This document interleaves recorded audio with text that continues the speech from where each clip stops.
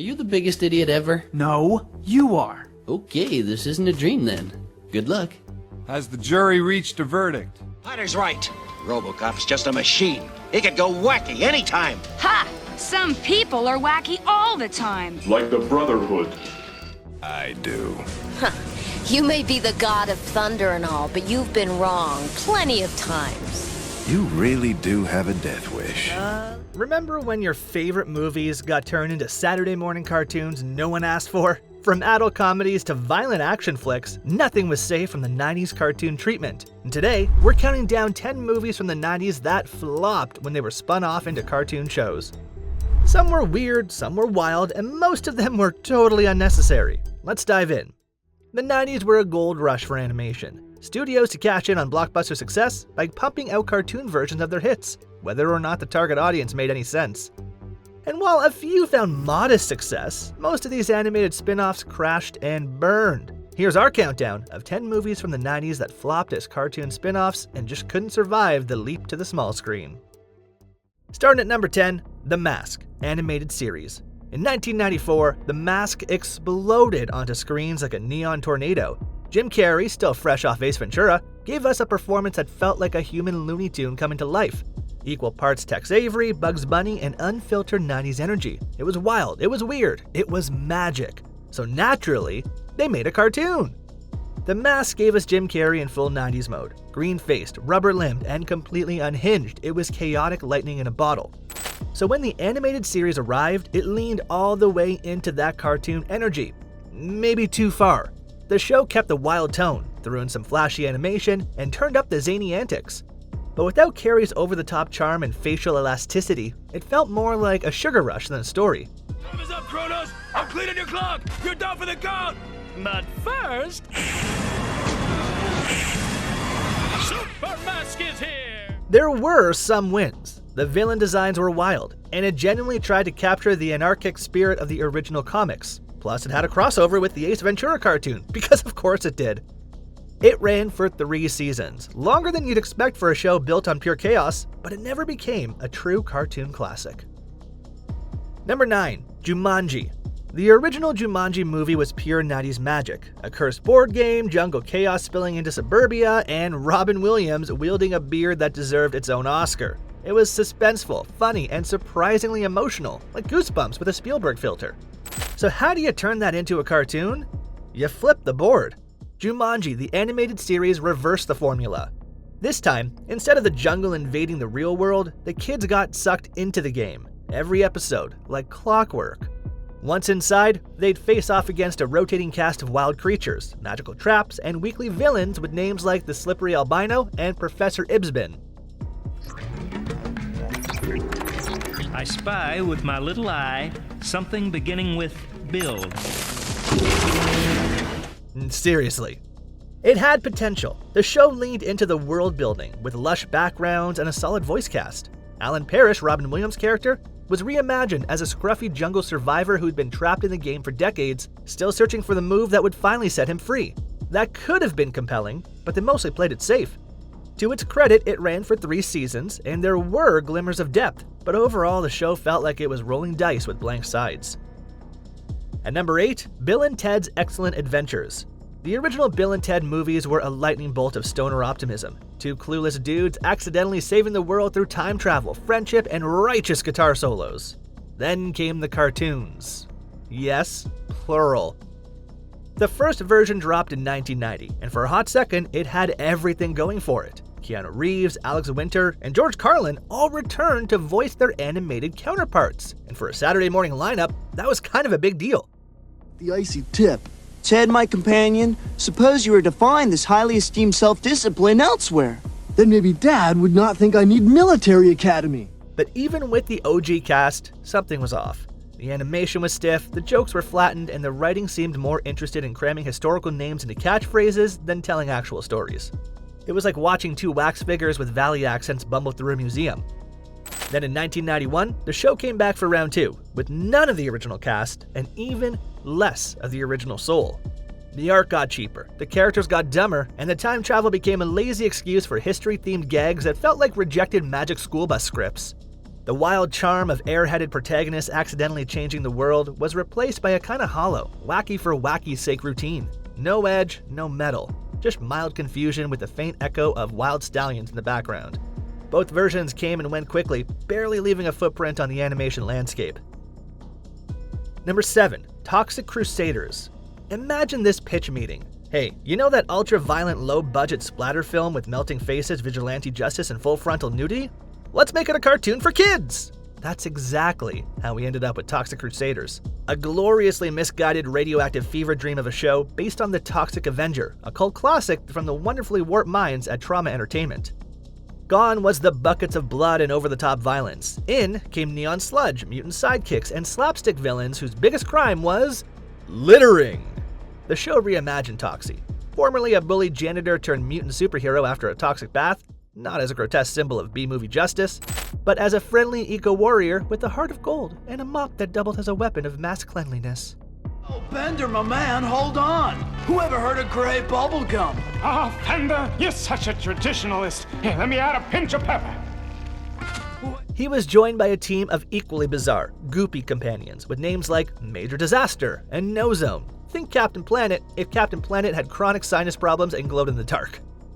The villains, a group of polluting weirdos from a smog-covered dimension called Smogula. Subtle. It only lasted 13 episodes, but somehow spawned action figures, comic books, and even a video game, because the 90s were a lawless time. Number 6. RoboCop, the animated series in Alpha Commando. Dead or alive, you're coming with me to Saturday morning cartoons. Yes, RoboCop. Paul Verhoeven's hard R, ultra-violent satirical takedown of capitalism and American policing was somehow rebranded twice as kid-friendly animated series, because what every child craves is existential dread and corporate fascism right after breakfast. First up, RoboCop the animated series. Just a year after the original movie had criminals getting splattered, limbs flying, and ED-209 shredding office workers, this version decided to swap out bullets for lasers, reduce the body count to 0, and give our cyborg hero some freshly minted, less traumatizing enemies. The animation? Passable. The tone? Confused. Every episode tried to deliver a moral lesson, like G.I. Joe, but with more chrome and fewer coherent messages. Potter's right. RoboCop's just a machine. He could go wacky anytime. Ha! Some people are wacky all the time. Like the Brotherhood.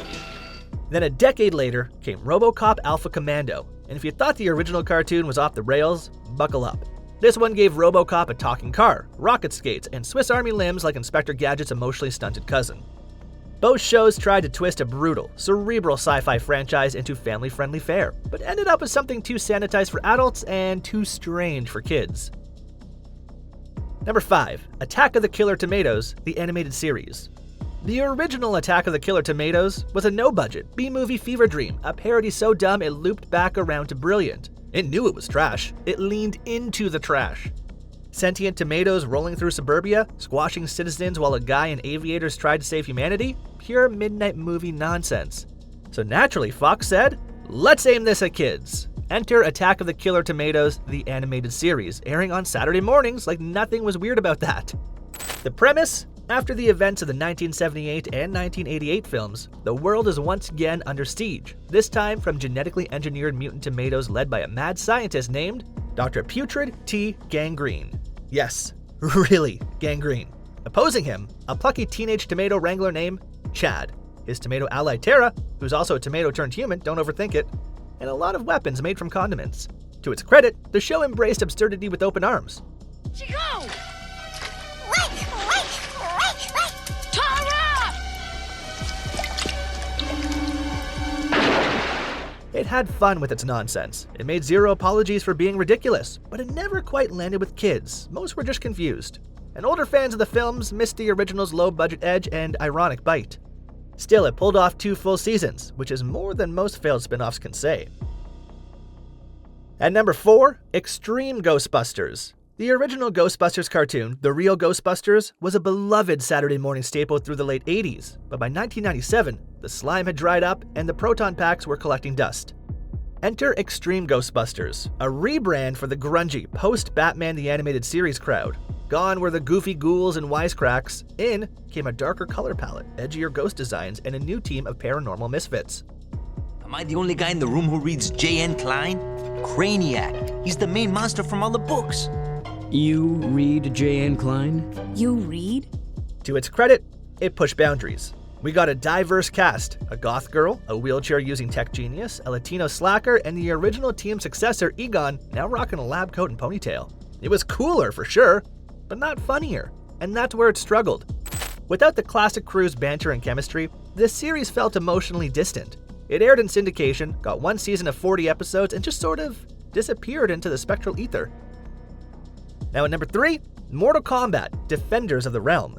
The Mortal Kombat movie was already pushing PG-13 to its absolute limit, so turning it into a Saturday morning cartoon? Fatal mistake. Defenders of the Realm tried to recode the franchise into something kid-friendly with a heavy emphasis on teamwork, honor, and interdimensional diplomacy? It was like trying to make Saw into Sesame Street, just without the charm or puppets. Characters were reduced to one-note versions of themselves. Sonya's the angry one, Jax punches things, Nightwolf has a computer now, and Raiden mostly phones it in. Literally, he shows up via magic FaceTime. I do. You may be the god of thunder and all, but you've been wrong plenty of times. You really do have a death wish. Instead of spine-ripping fatalities, you got moral lessons and weird techno jargon about portals and realms. The show wanted to be deep, but mostly just fell into a lava pit of its own lore. 12 episodes, one forgettable season, and a legacy that makes Mortal Kombat Annihilation look like Shakespeare by comparison. At number 2, RoughNecks, Starship Troopers Chronicles. Now here's a twist. Starship Troopers, the hyper-violent, hyper-satirical bug-blasting bloodbath, actually spawned one of the better animated spin-offs of the era. RoughNecks wasn't just good for a cartoon, it was good, period. Surprisingly mature, legitimately serialized, and packed with actual character development, it treated its audience like they had a brain, something most toy commercial cartoons of the time forgot to include. The animation, mid-tier now, but for late 90s CGI TV, not bad. It leaned hard into grit, war fatigue, and moral gray areas, all while still giving us enough bug guts to satisfy that trooper's itch. 10 squads were part of Operation Clean Sweep, each assigned to a different sector, each given different coordinates relating to Bug City's possible location. It was ambitious, maybe too ambitious. Production delays hit like an arachnid ambush. They ran out of budget, episodes aired out of order, and some story arcs never got a proper ending. Instead of finishing the fight, the series limped off the battlefield with a whimper. It deserved better. With tighter production and a little more support, RoughNecks could have been a classic. Instead, it became one of those, wait, you actually watched that gems? Hidden in early morning syndication slots. And finally at number 1, Clerks, the animated series. Kevin Smith's Clerks was a grainy, black and white indie about underachievers talking about Star Wars and hating their jobs. Naturally, the next step was a brightly colored primetime animation sitcom? Sure, why not? Clerks the animated series was weird, self-aware, and way ahead of its time. It broke the fourth wall, spoofed TV tropes, and turned slacker cynicism into surreal comedy gold. It was meta before meta had an agent. Are you the biggest idiot ever? No, you are. Okay, this isn't a dream then. Good luck. Has the jury reached a verdict? But ABC had no idea what to do with it. Too edgy for primetime, too smart for the TGIF crowd, and way too full of inside jokes about movies no one on a treadmill was going to get. After just 2 episodes, they pulled the plug. It found new life on DVD, where it became a cult classic, quoted by college kids and bootlegged onto early internet forums. But as a TV series, blink and you'll miss it.